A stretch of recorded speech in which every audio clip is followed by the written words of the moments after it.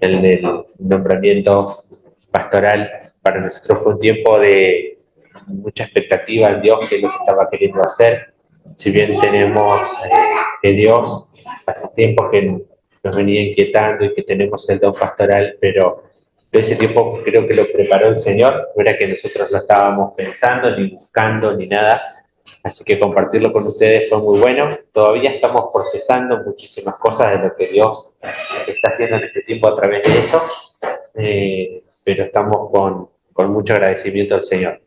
Estamos viendo a Dios hablándonos acerca de eso muchísimo y con mucho por aprender. Todavía no nos hemos graduado de nada, sino que es algo de aprendices y nunca vamos a dejar de aprender. Así que bueno, gracias por estar en ese tiempo. Para nosotros ha sido muy importante, muy movilizador también. Y, pero para compartir hoy, me, bueno, Dios me ha inquietado con un tema que es bastante a veces difícil de afrontar, que es el tema del perdón. Un tema que a veces es la razón por la que estamos acá, porque es porque Dios nos ha perdonado nuestros pecados y hemos tenido vida eterna, pero es un tema que nos moviliza y nos hace ruido por todos lados cada vez que lo pensamos, y es un tema que a veces queremos dejar como, bueno, no hablemos tanto de eso, pero a su vez en la familia, en los matrimonios, es el tema por ahí central. Si no estamos perdonando y estando dispuestos a perdonar todo el tiempo, no hay manera que la familia y el matrimonio sobrevivan, digamos. En la relación padres-hijos, en todo el tema del perdón, tiene que estar como ahí casi que primero. Y hay tres pasajes que quiero leer acerca de este tema del perdón. Son muy importantes que nos hablan, ¿no? Romanos 8.1 nos dice, por consiguiente, no hay ahora condenación para los que están en Cristo Jesús, los que no andan conforme a la carne, sino conforme al Espíritu. ¿No? Hablando acerca de no hay condenación, refiriéndose al perdón que hemos recibido como no hay condena, ¿no? Como una de las muestras, ¿no? Deciremos que hemos sido perdonados. Y ahí empieza a dar vuelta a nuestra mente, bueno, pero ¿y entonces el perdón de qué se trata? ¿Por qué se habla de condena? Y hay muchas cosas que andan dando vuelta en todo esto. Y primera de Juan 4.10, un pasaje que leímos hace 15 días, dice, en esto consiste el amor, no en que nosotros hayamos amado a Dios, sino en que Él nos amó a nosotros y envió a su Hijo como propiciación por nuestros pecados. La idea del pecado tiene innata la idea de una deuda, la idea de que algo no se cubrió, algo no llegó a la talla, y entonces en esa idea de deuda alguien tiene que pagar. Y cuando nos dice que Él fue la propiciación por nuestros pecados, es decir, que Dios mismo satisfació la ira justa de Dios que Él tenía por que nosotros le habíamos fallado a Dios, muriendo en la cruz. La ira justa de Dios por nuestro pecado, Jesús la satisfizo. Él pagó nuestra deuda. Él, no teniendo pecados por los cuales morir, cargó con los nuestros y murió en la cruz. Y de esa manera nace el perdón para nosotros. Nace la opción de decir, no hay condena para nosotros, porque Él pagó. Y Lucas 5.20 nos da otra idea muy interesante acerca del perdón. ¿Se acuerdan la historia de los cuatro amigos que llevan a un paralítico y lo presentan delante de Jesús? Lo bajan, como no había espacio, estaba todo lleno, abren un hueco en el techo y bajan al paralítico. Dice, viendo Jesús la fe de ellos, dijo, hombre, tus pecados te son perdonados. Porque él hubiera dicho, bueno, lo primero que tiene que pasar acá es que lo sanen. Si está paralítico, está postrado. Y sin embargo, Jesús se centra en algo que era más importante y le dice, tus pecados te son perdonados. Y se armó un gran revuelo. ¿Qué? ¿Cómo? ¿Cómo que lo perdonó de sus pecados? Si empezó, ¿no? La pregunta, ¿quién es digno de perdonar pecados? ¿Quién es el dueño de la deuda a quien se la contrajo para que se perdone? Y ahí entra, ¿no? Dice, Jesús es Dios. Jesús es el primer ofendido cuando nosotros pecamos. Contra Él es que hemos contraído una deuda. Y Él sí tiene autoridad para decir, yo te perdono. Y es más, es Él el que pagó el precio en la cruz por nuestros pecados. Pero también entra otro concepto, ¿no? El, somos perdonados por nuestros pecados por poner nuestra fe en Jesús, ¿no? Él, en este caso, dice algo muy interesante, entra el concepto de la fe. Viendo la fe de ellos, el paralítico no la está mencionando Jesús, está mencionando la fe de los amigos, dice, tus pecados te son perdonados, ¿no? El concepto de la fe. Y estaba buscando, ¿no? ¿De dónde viene esta idea de la palabra perdón? Y viene de la palabra de latina perdonare. Entonces, habla de una idea de completo, que algo ha sido completo. Y donare tiene que ver con dar, regalar. O sea, pues cuando perdonamos, damos un regalo completo, damos un regalo entero, completo. Esa era la idea en el latín. Pero esa idea está acompañada con la idea de gracia. Ese regalo completo que te doy no es un regalo que te mereces, es un regalo que alguien hace por vos lo que vos no podrías hacer.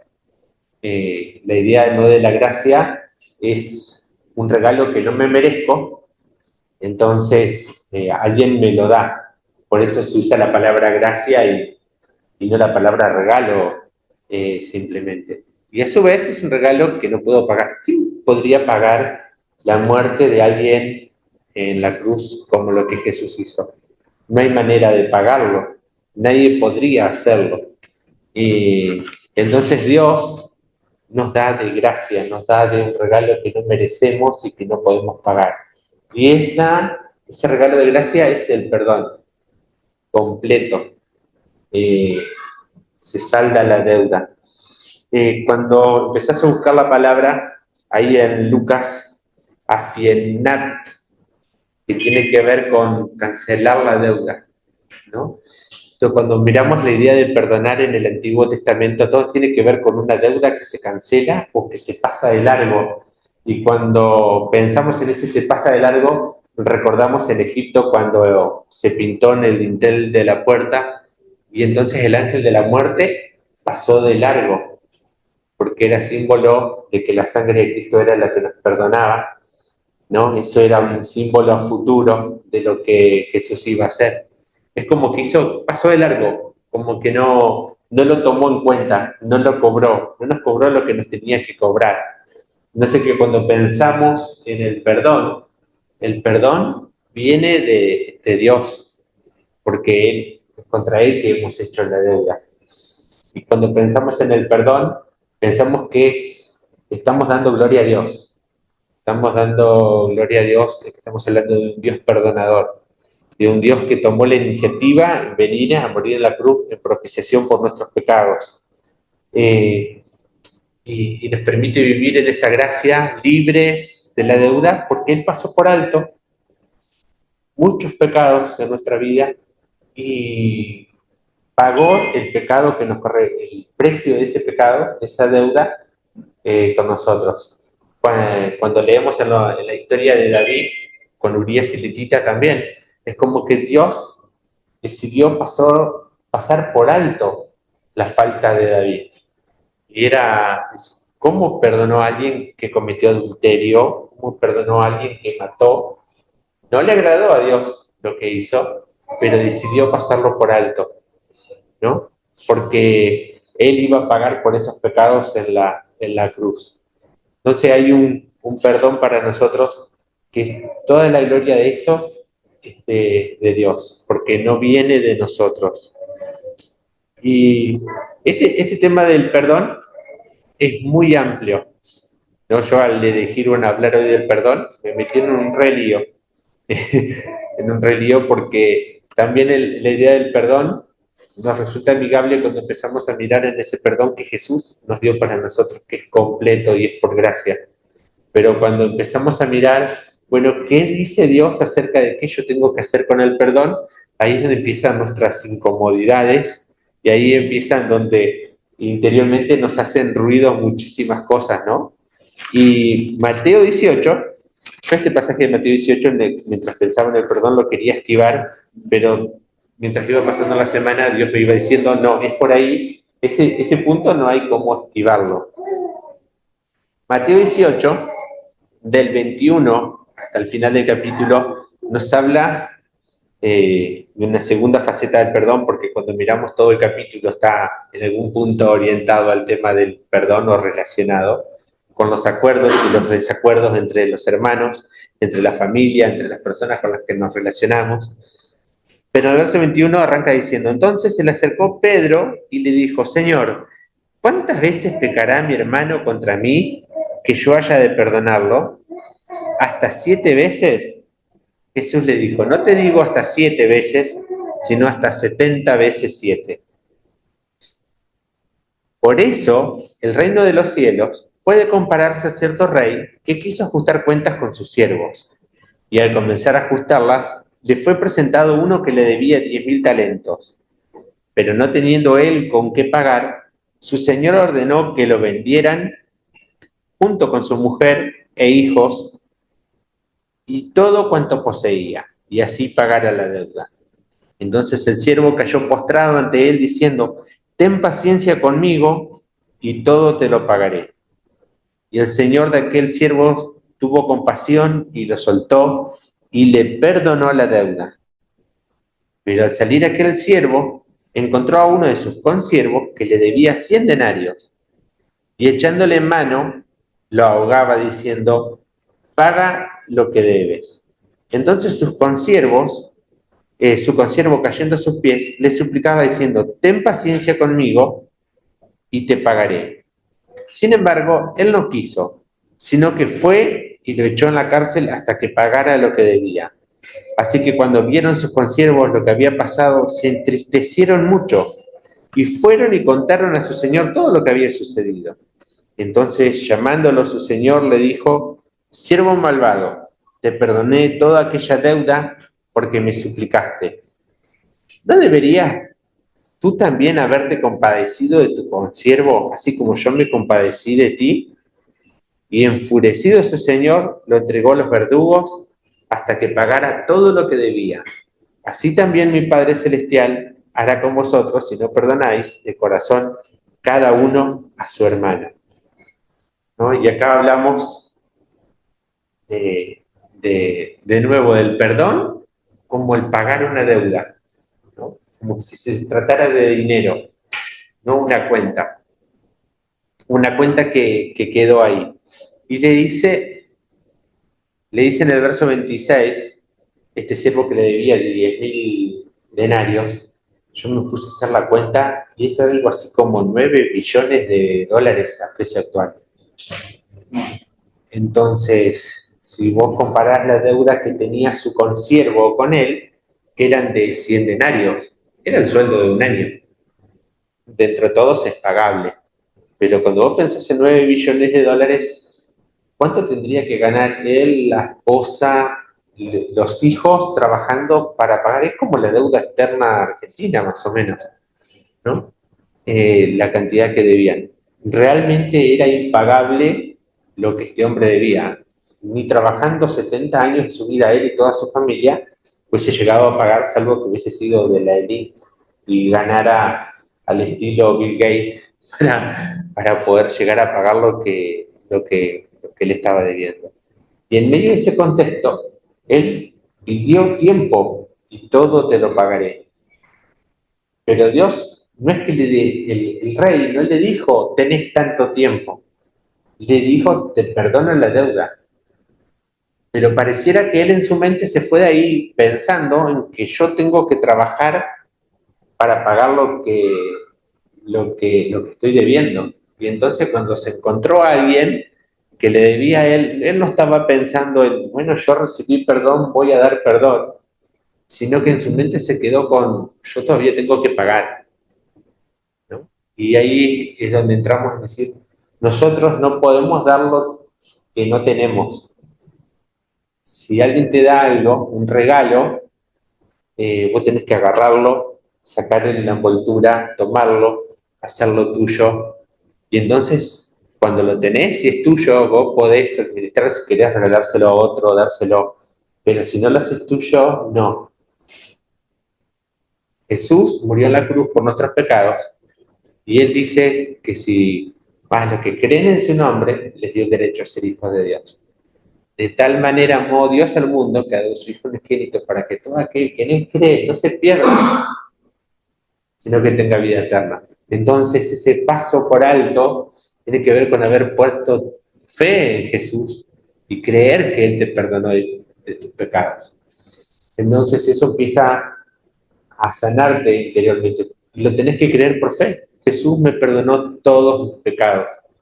Cuando pensamos en el caminar diario, ¿no?, lleno del Espíritu Santo, 1 Juan 1:9 nos dice que si confesamos nuestros pecados, Él es fiel y justo para perdonarnos y limpiarnos de toda maldad. Entonces, eso yo tengo que apropiarlo por fe. Y entonces, cuando yo estoy libre de cuentas y pecados, entonces yo puedo extender ese perdón a otros. Pero este siervo del rey no pudo hacer eso, porque él no había recibido el perdón.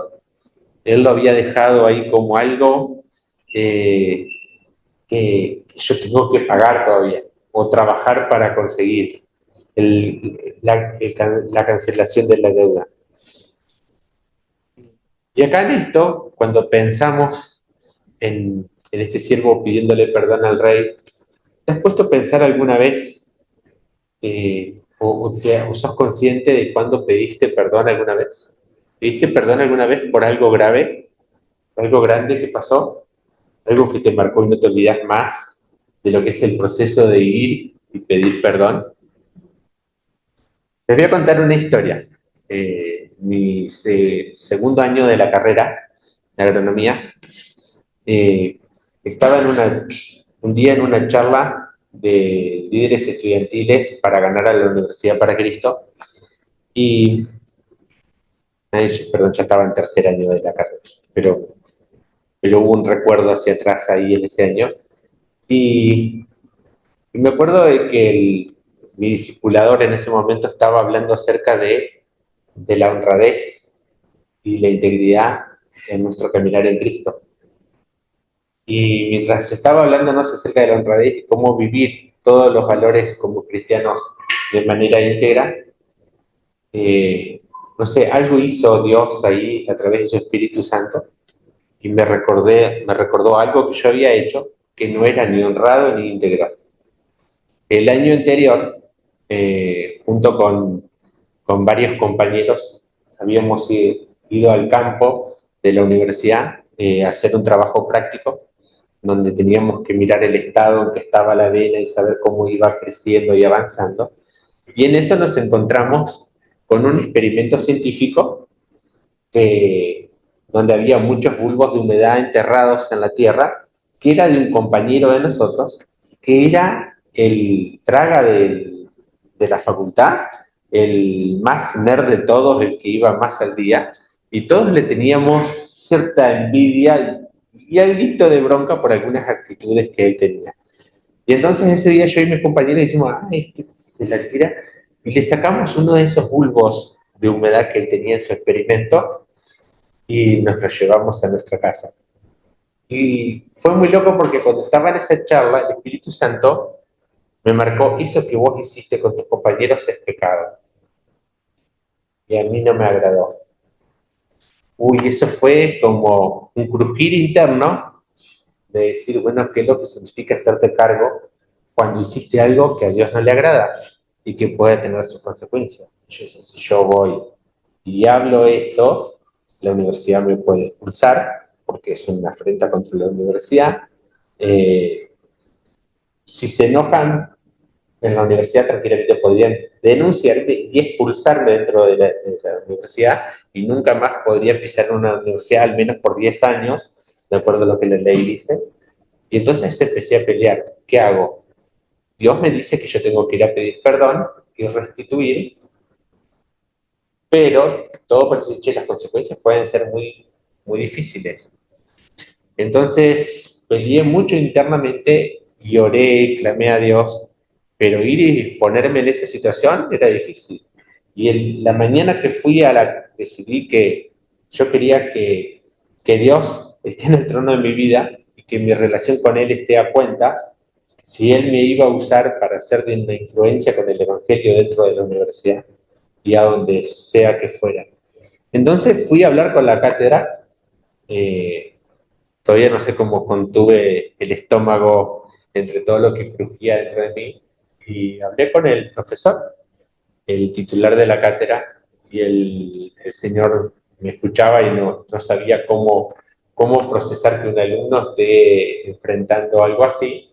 Y entonces me dice, bueno, mira, dice, yo entiendo cuando somos jóvenes todos hacemos cosas que no están bien, dice, eh, pero no lo podía procesar. Yo en particular no tengo ningún problema con lo que hizo. A lo sumo hablar con Federico, mi compañero, que era parte de la cátedra en ese momento. O sea, él realmente estaba ahí porque era un buen estudiante y había progresado mucho. Y hablar con Federico, él puede llegar a estar tal vez molesto con esta situación. Y yo les había planteado que, bueno, que yo quería restituir ese bulbo, estaba roto. Me dice, no, olvídate, ese bulbo es una tecnología vieja, no se usa más, no lo vas a conseguir en ningún lado, no pasa nada. Pero habla con Federico. Entonces, eso tuvo algo bueno, es decir, no hubo ninguna de las consecuencias académicas que yo tenía temores que podía pasar. eh, pero fue un momento difícil el enfrentar esa situación. Él no pudo pronunciar nunca las palabras, no estás perdonado, ni nada de eso, porque no estaba en siléxico, sino que buscó hablar de otras cosas.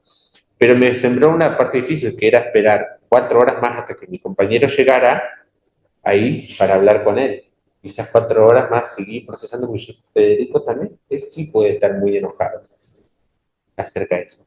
Y esperé esas 4 horas, oré, Dios, bueno, por un lado di gracias de que una parte de lo que yo temía no pasó. Y en las siguientes 4 horas, cuando llega Federico, le cuento, le pido perdón.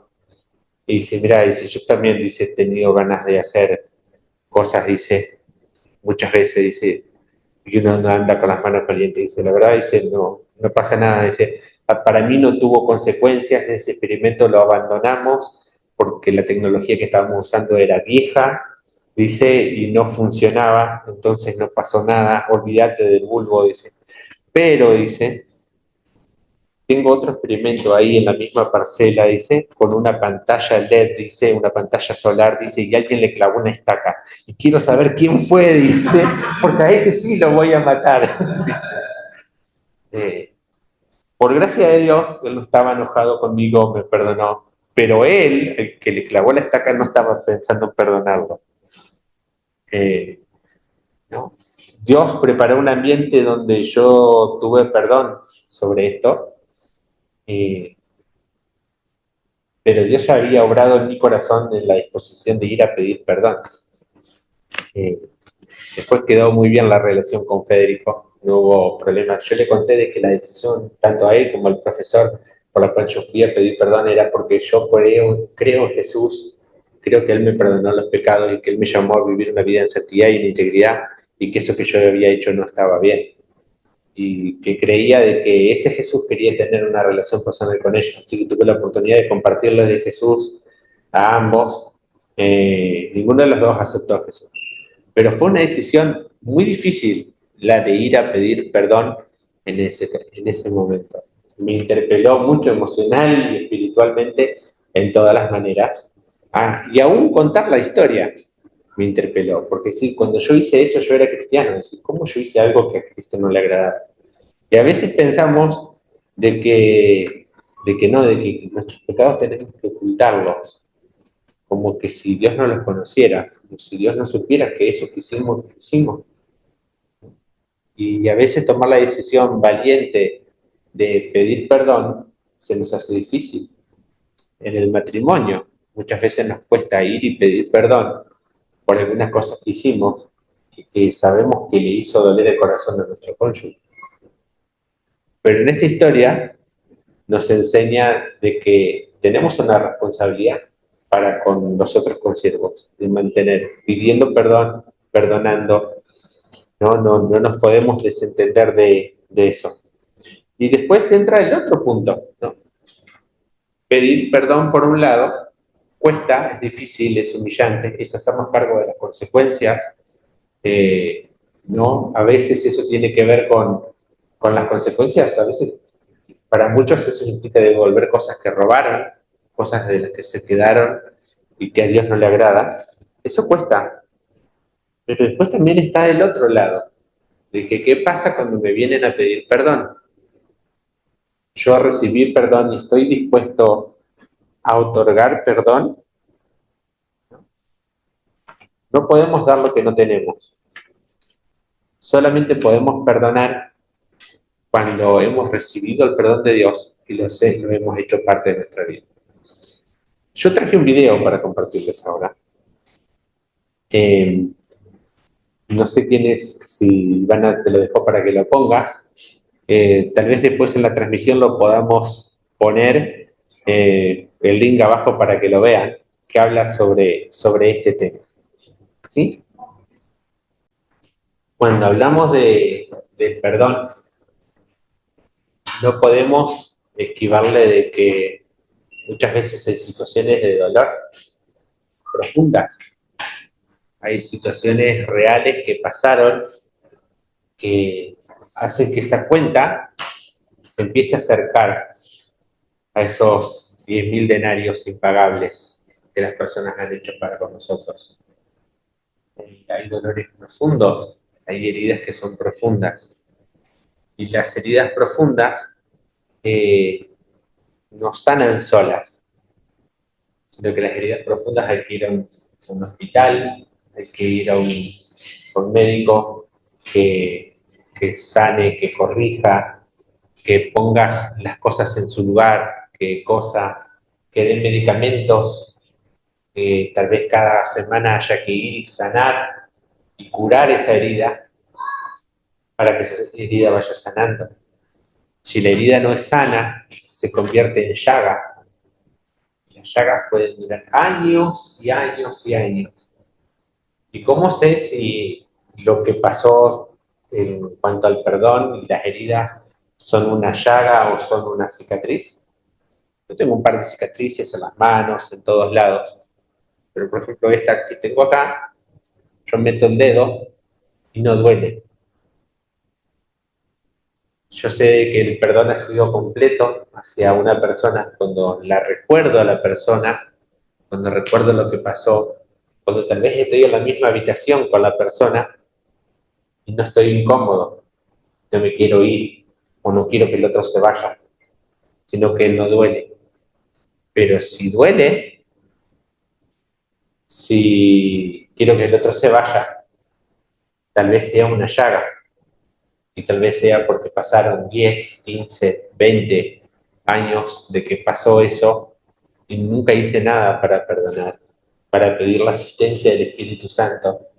La Biblia nos dice que el Espíritu Santo es como aceite que suaviza, es como ese vino que echó el buen samaritano sobre las heridas de que estaba tirando el piso, que fue como medicina que fue sanando, ¿no? El Espíritu Santo va sanando con el tiempo y va haciendo cosas que humanamente no son posibles y perdona. No, la realidad de lo que pasó no va a cambiar. No es de esta frase, ¿no? que dice esta chica, dice, muy interesante que lo haya escrito una semana antes de que fue tiroteada en el, en el tiroteo de Virginia Tech, creo que fue en el año 2005, 2006. Eh, pero sí cambia el futuro. Si sanamos, las cicatrices que yo tengo, la mayoría son de cuando era niño, pero no duelen porque sanaron, porque están sanas. Este tema que abordé del perdón tiene un lado B que como iglesia tenemos que procesar y tiene que ver con el congregar, el animarnos al amor y las buenas obras, que tiene que ver que tal vez después de la reunión tenga que charlar muchos temas y volver a profundizar de cómo perdonar. de cómo llevar a la práctica mi matrimonio, de cómo llevar a la práctica con los vecinos, con la gente a mi alrededor, porque el tema es profundo. Ahora, ¿cómo nos compete en la vida de iglesia? La iglesia tiene algo en las relaciones semanalmente, algo que ver con esto. El apóstol Pablo es alguien que le debía mucho a la iglesia. Hechos 9, 26 y 27.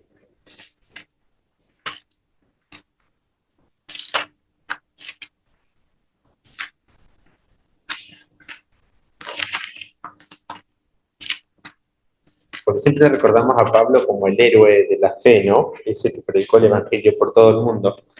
Pero la iglesia tuvo que resolver también algo en su corazón para con Pablo. Dice, cuando llegó a Jerusalén trataba de juntarse con los discípulos y todos le temían, no creyendo que era discípulo.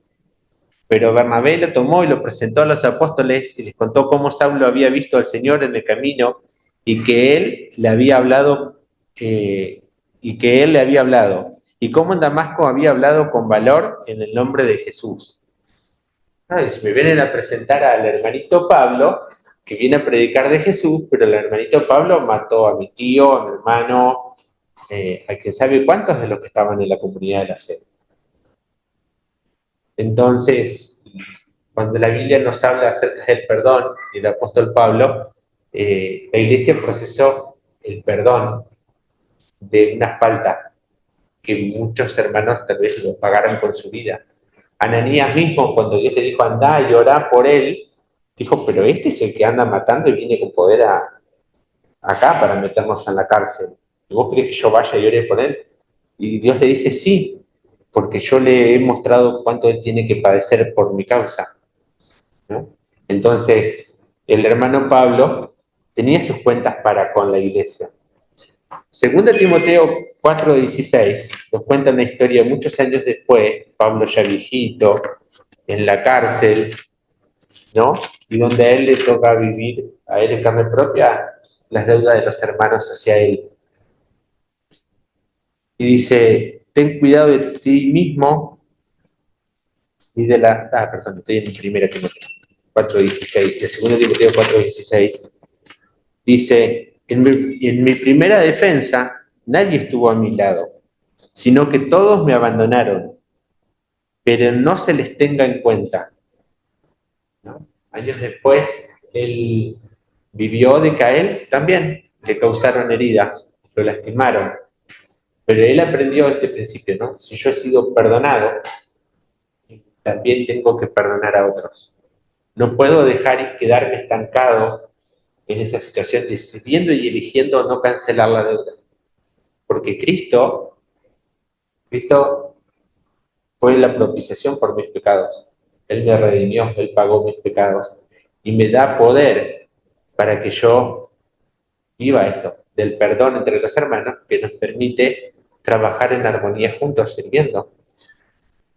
Es un proceso. Pablo en muchos de sus relatos decía, ¿no? Yo soy el más pequeño de todos los apóstoles porque yo perseguía a la iglesia de Dios.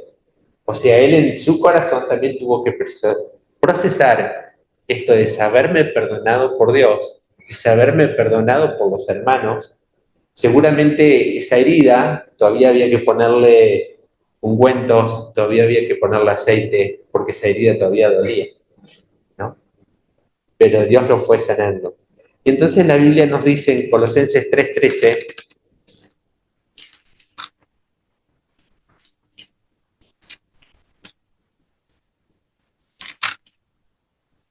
Pablo lo dice acá como algo natural para la iglesia, soportándoos unos a otros y perdonándoos unos a otros.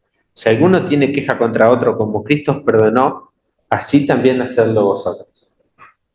Así que necesitamos hacer que el perdón de Cristo sea real en todas las áreas de nuestra vida. También tenemos una parte que si nosotros tenemos cosas que pedir perdón, tomar la iniciativa de obedecer a Cristo. Y hay bendición en eso, porque cuando lo hacemos, estamos entregando el control a Cristo de nuestra vida. Y Él empieza a manifestarse con amor, con gozo, con paz, con sanidad, y nos vuelve íntegros. y nos vuelve un tipo de personas que Dios quiere que seamos, para su gloria, perdonadores, humildes y pidiendo perdón, y que nos permite relacionarnos como algo normal y natural, pero sin olvidarnos de que tal vez a veces perdonar implica un trabajo profundo en nuestro corazón, y por lo cual muchas veces nos resulta a veces como más fácil querer tapar la herida, hacer como que no pasó nada, en vez de procesar el perdonar y pedir perdón. Entonces, para ponerlo en práctica, eh, seamos, les animo a que seamos intencionales y si tenemos que trabajar el tema del perdón y pedir ayuda, lo hablemos, lo trabajemos como iglesia para perdonar y pedir perdón. Y no dejar que tengamos llagas, sino trabajar en la sanidad y vivir y perdonarnos unos a otros, como Pablo dice, de manera sana, de manera espontánea, no espontánea porque sale naturalmente, sino porque algo que lo vivamos como un hábito de perdonarnos. Si el mundo ve eso, eso marca una diferencia, porque en el mundo no hay perdón. Pero esta comunidad, la nuestra, la de la iglesia, es una que se caracteriza por el perdón, porque lo hemos recibido de Jesús. Él nos canceló la deuda y nos capacitó para perdonar, nos capacitó para pedir perdón, nos capacitó para que nuestra identidad esté fundada en Jesús y no en las apariencias. ¿Sí? Que el Espíritu Santo nos ayude a vivir y a poner en práctica esto, porque esto va a ser una diferencia en nuestro testimonio en el lugar donde estemos y va a ser una marca y un modelo. ¿Sí? ¿Oramos? Señor Jesús, gracias, porque vos en la cruz pagaste el precio por todos nuestros pecados. Señor Jesús, había una deuda enorme, Señor Jesús, de la cual ni siquiera éramos conscientes, pero vos pagaste en la cruz por cada uno de nuestros pecados. Cuando ofendimos con palabras, cuando hicimos cosas por familiares, contra amigos, contra hermanos, tú pagaste, Señor, eso en la cruz. Señor Jesús, gracias porque nos redimiste. Gracias, Señor, porque nos sanaste y en muchos casos estás sanando en mi corazón y en el corazón de hermanos aquí presentes y de los que están mirando heridas en sus vidas. Y Señor, gracias porque sabemos que tu Espíritu Santo seguirá sanando hasta que esa sanidad sea completa y podamos vivir el perdón, así como vos lo hiciste con nosotros, con los que nos rodean. Y proclamar tu gloria a este mundo, Señor, de que tú eres un Dios clemente, compasivo, perdonador, Señor Jesús, y ayúdanos a vivirlo en nuestra vida. Que eso nos acerque y nos permita vivir en comunidad, congregados, alentándonos al amor y a las buenas obras. Para tu gloria, Señor Jesús. Pero necesitamos de tu Espíritu Santo llenándonos, Señor. Gracias porque sabemos que lo vas a hacer, porque estamos orando conforme a tu voluntad. Gracias, Señor, porque estás en medio de nosotros. En el nombre de Jesús. Amén. Amén.